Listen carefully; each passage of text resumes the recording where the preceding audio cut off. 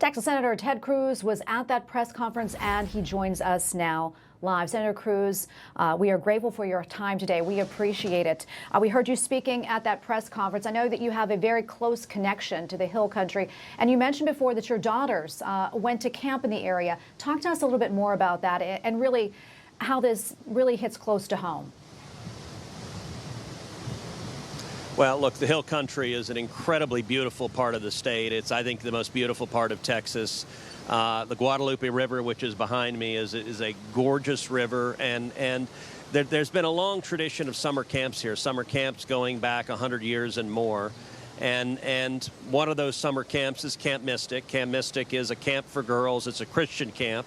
It's been in operation for 100 years, and we have seen 27 children from Camp Mystic who lost their lives in this flood. The latest numbers, we have 82 fatalities statewide, and those numbers keep going up. We expect to continue seeing those numbers rise as more bodies are recovered.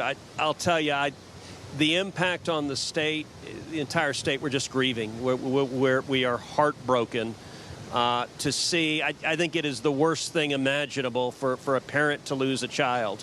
I've spent the last several days visiting with multiple parents who at the time their little girls were missing, and they didn't know if their daughter was alive or dead, and the panic and the fear, and it just, I will say on behalf of 31 million Texans, we are so grateful for the prayers of people all across the country and all across the world, and we're grateful for the first responders.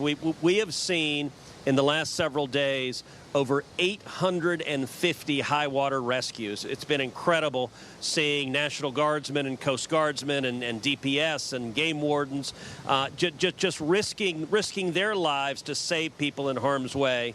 But the impact on this has been devastating, and we're grateful for everyone that has come together to help and to get people out of harm's way.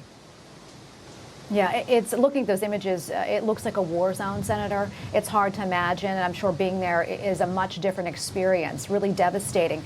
I know Texans come together during times like this, but what's the biggest need right now? What can we do to help?